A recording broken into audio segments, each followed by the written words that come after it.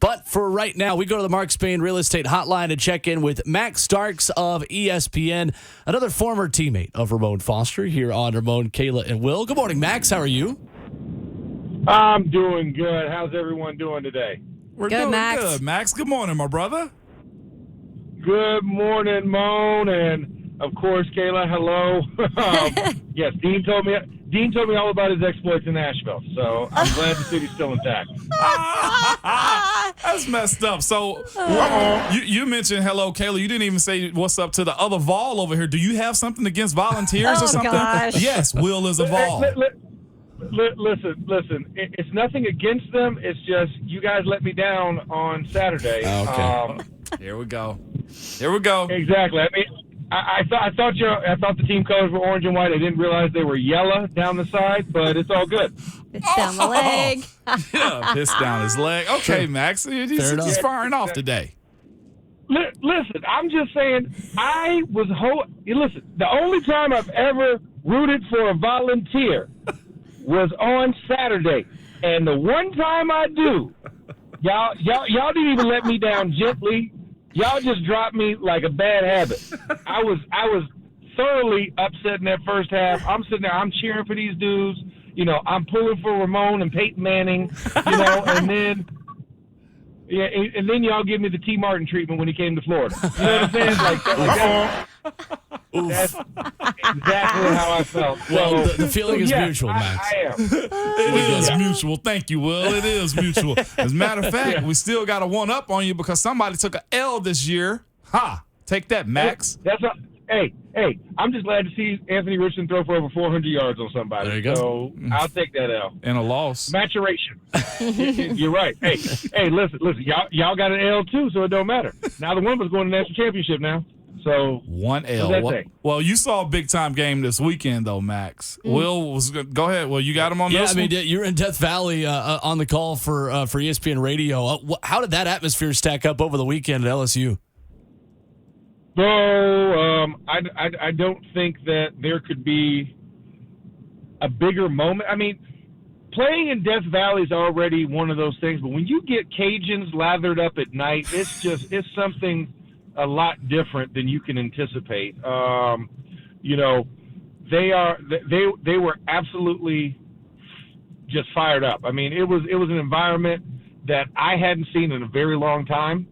And listen, Brian Kelly has the CO Jones that are made of vibranium. Listen, that was the biggest two-point play call you could ever imagine. Yes, indeed, Yeah.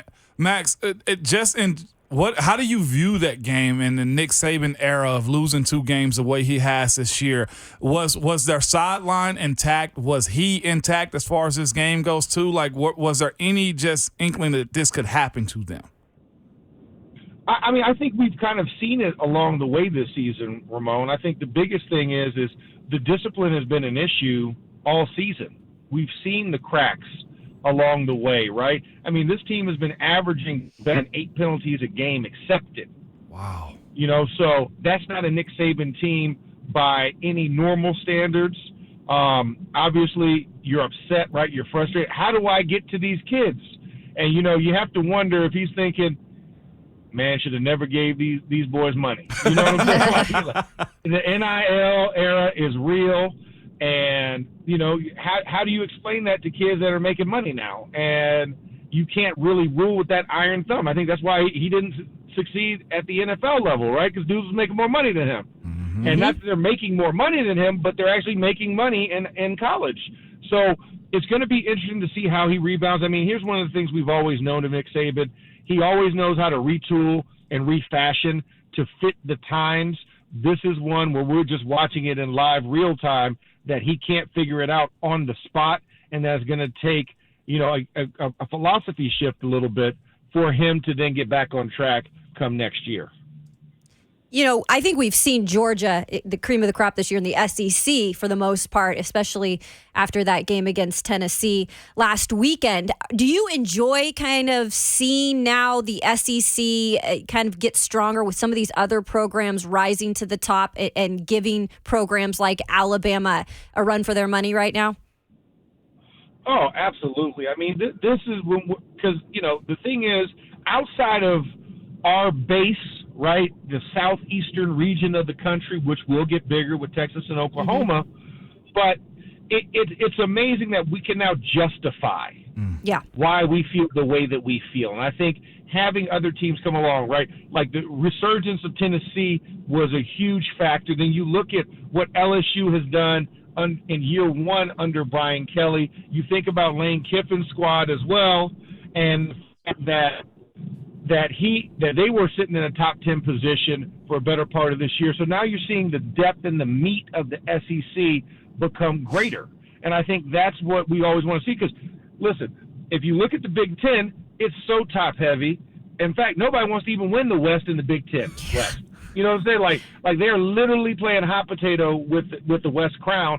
And then you can argue about the Big 12, about how balanced it is. I mean, obviously seeing TCU and what they're doing on their run, but the state of Kansas was relevant for football for all of a month, which has never been said by anybody.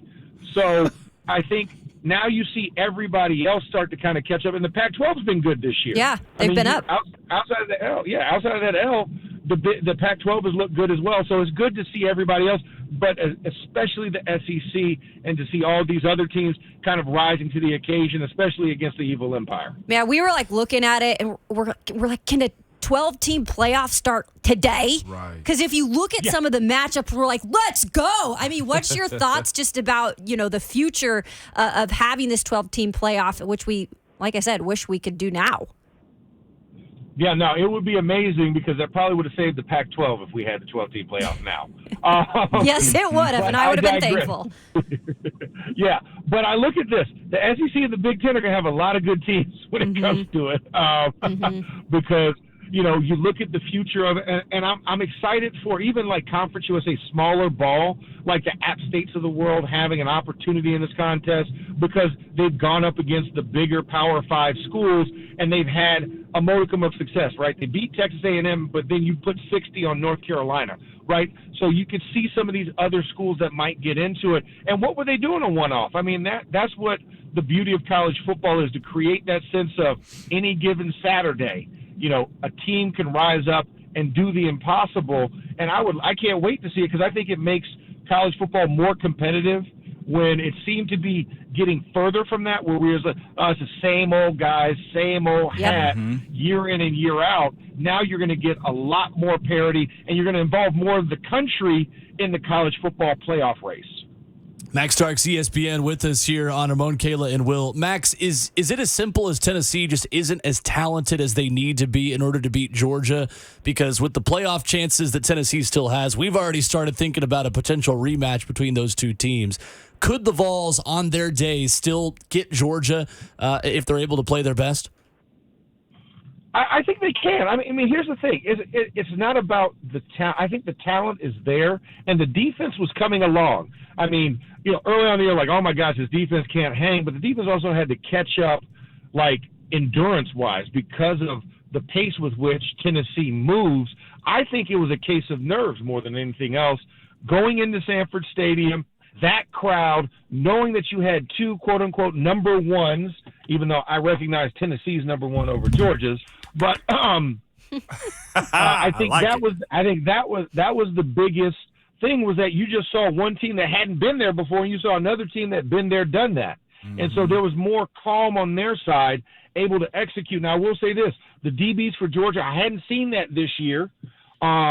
The way that they played, they stepped up to the mic, because my biggest thing when I was covering Tennessee and doing the SEC was, who has three defensive backs who can match up with what Josh Heupel does, right? Because Josh Heupel forces you to declare yourself by the way he takes those splits with the wide receivers. You can't disguise in the middle of the field, so you need at least three defensive backs who can hold their own on an island. And I have to say, a guy with my same last name, Malachi Starks was a guy that I thought I wasn't sure what he could do, and he stepped up big. I think all three of those DBs, Bullard and company, I thought all of them, Keely Ringo, I thought all three of them did a really good job of playing man and trying to eliminate Hendon's first look on the quick option. And, of course, when you have a defensive line who can rush 4, that presents an issue. So I thought they matched up well to what Tennessee did. But I think having film, and having gone through the experience of playing them once, I would feel confident, just like Georgia took on Bama the second time and we saw what the result was in the national championship game. I think Tennessee could have a different outcome. Max Starks, ESPN, has been our guest here on Ramon, Kayla, and Will. Max, always good to have another one of Ramon's teammates by. He's always trying to petition for us to get more offensive linemen and big guys on the show. So we appreciate you stopping by, man. Well, my pleasure. But listen, linemen make the world go round. And it's a happier place when you have a lineman around. And I just want to say my closing argument. If you haven't seen a lineman, and you happen to run into one, just hug a lineman today.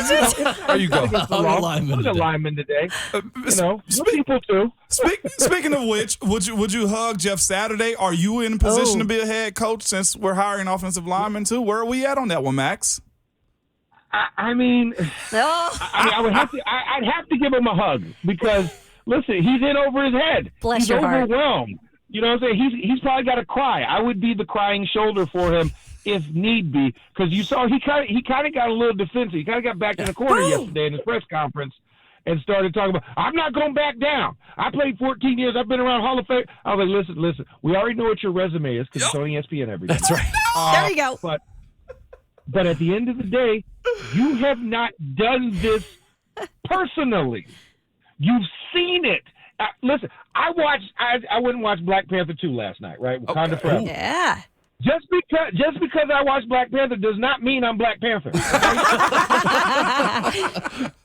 I would love to have a vibranium suit and have super strength and cat claws, you know what I'm saying? But that ain't happening. I watched it. So I'm just saying, Jeff, yes, just because you've been around it and you've seen it doesn't mean you can do it. Yeah. Right? And so that's where I just have – and then you have an offensive coordinator who has never called a play. Has never.